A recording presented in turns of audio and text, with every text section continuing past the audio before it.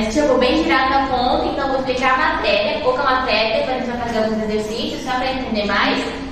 Mas vamos lá. Então, os fatores que vão, os fatores que alteram a velocidade da reação, ou seja, deixam ela mais rápida ou mais lenta, vai depender de diversos fatores.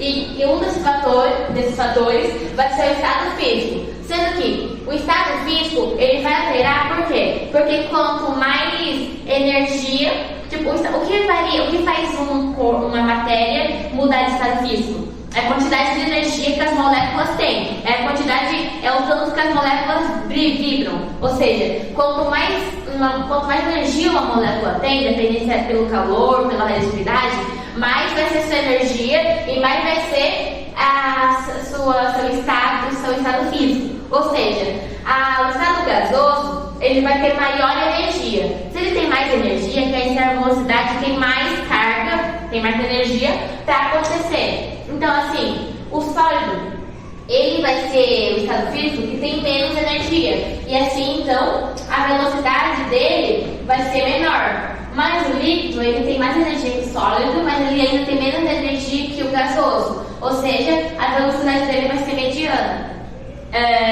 Mas o gasoso vai ser o estado físico desses três principais que a gente tem na química, estudando no ensino médio, que mais que é o estado físico onde as reações vão acontecer muito mais rápido do que os outros. Por quê? Porque no estado físico a gente tem um movimento muito acelerado das moléculas, sendo que elas estão espalhadas, assim, chamado um movimento caótico das moléculas. Por quê? Porque elas são muito carregadas, as moléculas do estado gasoso estão muito carregadas. Então aqui, basicamente, a apresentação é que, velocidade do gasoso, velocidade do líquido, velocidade do sólido. Aí aqui tem menos energia e aqui que tem mais energia. E também só para falar aqui da esquerda para a direita vai aumentando a velocidade. Aí a gente também tem outro que quanto mais gasoso, quanto mais estado físico, mais energia e maior velocidade. O segundo fator que a gente vai ver é a superfície de contato. Por quê? Quanto mais superfície de contato uma substância tem, um corpo tem, ele quer dizer que ele vai estar mais dividido, né? E assim, maior será a velocidade da reação. Vamos ver esse exemplo aqui, da reação de ferro, mas que ele vai estar mergulhado, né, num ácido. Esse potinho aqui, nesses dois potinhos, um ferro vai estar mergulhado num ácido, que é o ácido clorídrico, HCl.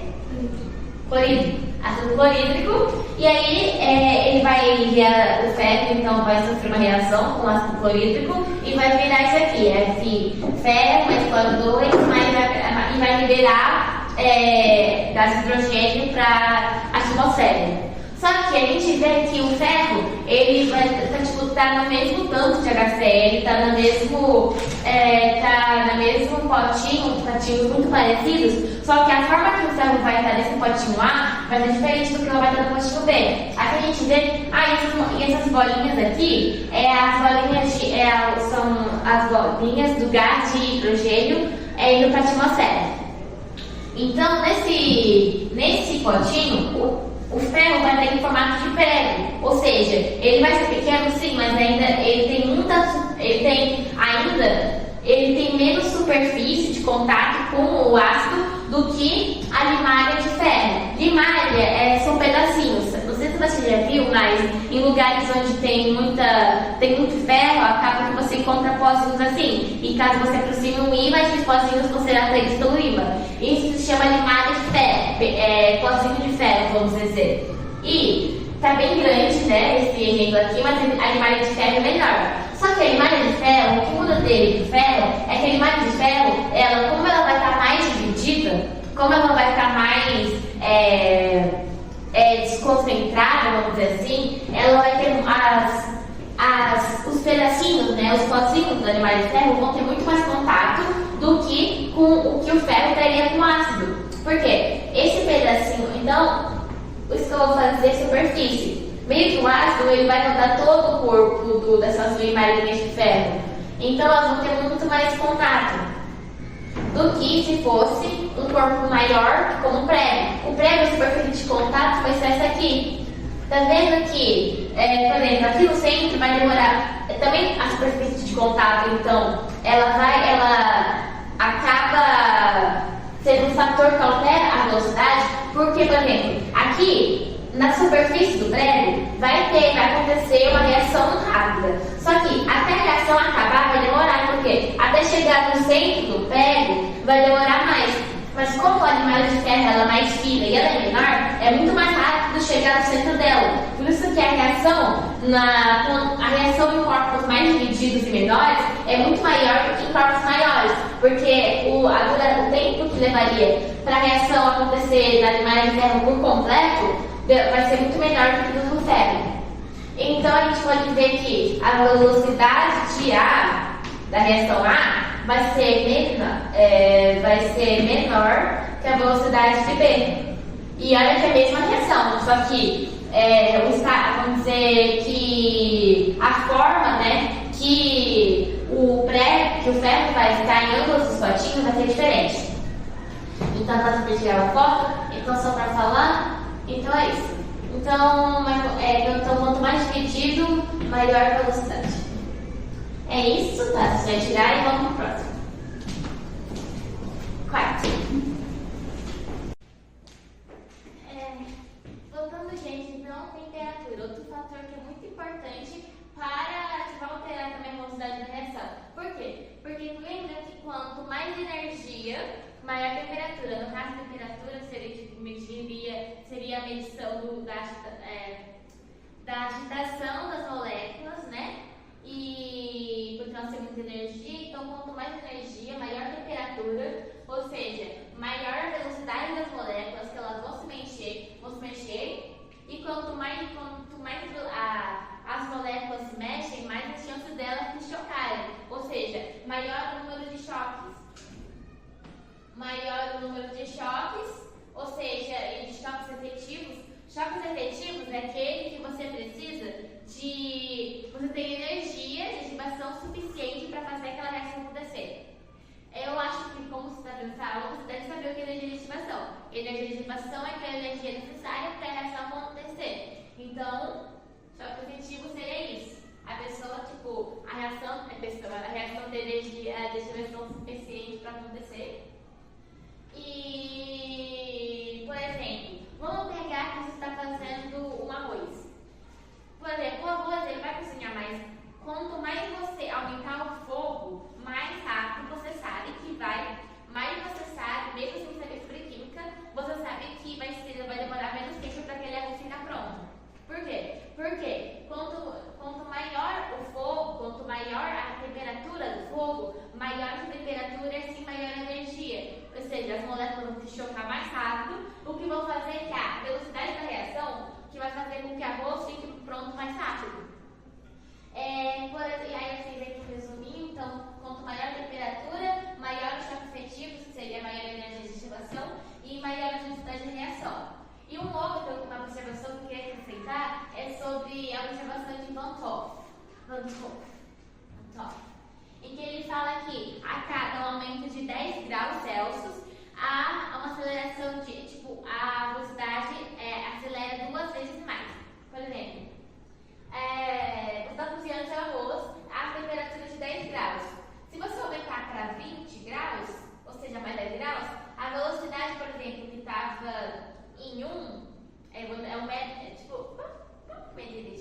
velocidade que estava em 1, quando for para 20, vai ficar em 2. Quando você aumentar a temperatura de 20 graus para 30, a velocidade vai ficar para 4, porque vai ser 2 vezes 2. Quando você aumentar para 40, vai ficar 8 vezes maior que a velocidade inicial, ou seja, uma aceleração de 8. É que você, 8 não seria metros por segundo, seria metros por segundo? Aceleração aqui seria 8 metros por segundo, 8 enfim, graus, enfim, né? E entenderam a temperatura, entendeu? Aí, concentração. Concentração, então, porque quanto mais concentrado, quanto mais partículas, quanto mais moléculas de água estiver no recipiente, maior vai ser o número de moléculas, maior vão ser os choques efetivos, lembrando que os choques efetivos são aqueles choques que têm energia suficiente de ativação para a reação acontecer. E maior vai ser a velocidade da reação. Ou seja, quanto mais concentrado, maior a velocidade da reação. Por exemplo, nessa a gente tem ainda dois potinhos. A gente tem potinho A e potinho B. Ambos têm o mesmo tamanho, tem o mesmo tipo de molécula, por exemplo, molécula de água. Só que o potinho A tem muito menos potinhos que o potinho B. A gente consegue ver claramente. Assim, mesmo que chegue uma hora que essa bolinha do potinho A se vá entre choque, se choque com essa aqui, ainda vai demorar ainda mais, porque elas são muito distantes. Só que aqui no potinho B, as moléculas estão muito mais próximas, estão muito mais concentradas. Ou seja, é muito mais rápido elas se chocarem. Ou seja, é muito mais rápido delas terem choques efetivos e assim, maior vai ser a velocidade de reação. Então lembra, quanto mais choques efetivos, e aí que pode gerar, quanto mais choques efetivos, maior a velocidade. E aí, esses choques efetivos podem aumentar dependendo da temperatura, dependendo da concentração, dependendo da superfície de contato. Então, por vários motivos. Mas nesse caso, o momento de choques efetivos acontece porque as moléculas estão muito concentradas, estão muito próximas. A gente tem esse exemplo aqui, em que é a mesma, deixa eu passar pra cá, que é a mesma reação, né, de ferro com mergulhado, né, misturado com HCl, vai formar cloro, cloro e liberar gás hidrogênio para a atmosfera. Só que a diferença da reação 2 é o mesmo tipo de reação. Só que a reação 1 tem 1 mol de concentração de HCl, mas na reação 2 tem 2 mols, ou seja, a reação 2 é mais concentrada, tem mais concentração. E assim, por ela ter mais concentração, ela vai ter mais choques efetivos, então a velocidade da reação 2 vai ser maior que a velocidade da reação 1. Vamos ver agora sobre os catalisadores. Outra coisa que aumenta e que pode aumentar a velocidade de reação.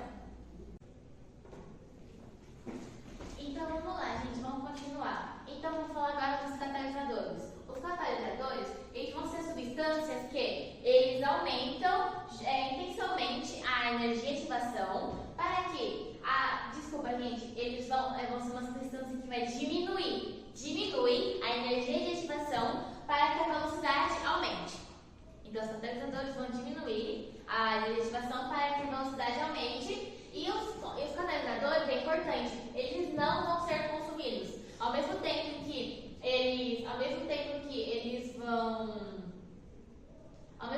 eles vão fazer parte da reação, mas eles não vão ser consumidos. Vamos dizer assim. Por exemplo, a gente tem um gráfico. Com o gráfico vocês vão entender porque eles diminuem a energia de ativação e a velocidade aumenta. Mas você pode falar, mas a velocidade aumenta devido ao choque efetivo? E o choque efetivo vão ser aquelas reações que têm energia de ativação suficiente para ocorrer? Sim, só que não quer dizer que quanto maior a energia de ativação, maior a velocidade. Por exemplo, a energia de ativação de uma substância para acontecer a reação pode ser pequena, mas é o suficiente para que ela ocorra. E não quer dizer que o choque efetivo precisa de ter uma grande energia de ativação, entendeu? Nesse exemplo aqui, a gente tem a mesma reação, só que um pouquinho de cor diferente para você saber o que é uma e outro. São a reação com os mesmos elementos. Nessa reação de rosa, a gente vê que ela é maior, a gente vê aqui que essa reação aqui é maior que a de azul. Por quê? Porque a energia de ativação dela, que é essa aqui, pega desde o início até o ponto inicial, até o maior ponto da reação, ela vai ter energia de ativação. Só que essa de azul também, ela começa no mesmo ponto que a de rosa, só que a energia de ativação dela é menor. A energia de ativação dela vai ser essa aqui, ó. Por que vai ser menor? Porque essa aqui vai ser a mesma reação, só que com o catalisador vai atuando aqui. Então essa energia de ativação vai estar catalisada. E essa aqui não vai estar. Então a gente pode ver que no gráfico, quando você se compara uma reação com catalisador ou não, a reação com o catalisador vai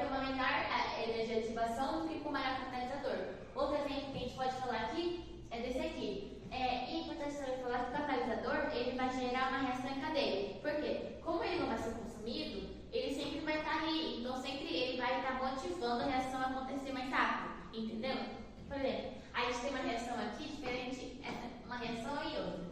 Nessa reação aqui, o Cl juntou com o O3, que juntou o ClO mais o O2, tá vendo? E nessa aqui também, o ClO juntou com o O, formou O2 mais Cl. Então, ele gera reações em cadeias.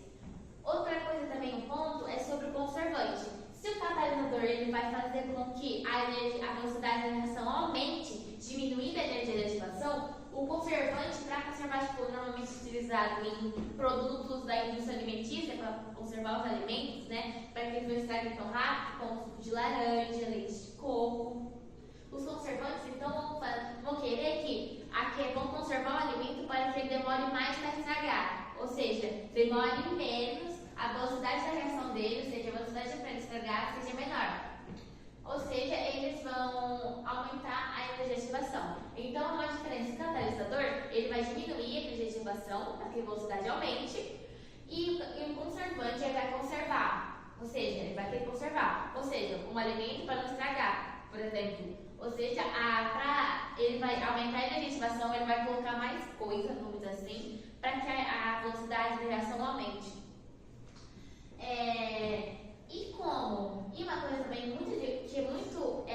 muito contrário a do catalisador é que o catalisador, ao mesmo tempo que ele aumenta a velocidade da reação, ele não é consumido. Só que o conservante, ele vai diminuir a velocidade da reação e ele vai sim ser consumido. Então o catalisador é totalmente diferente do conservante.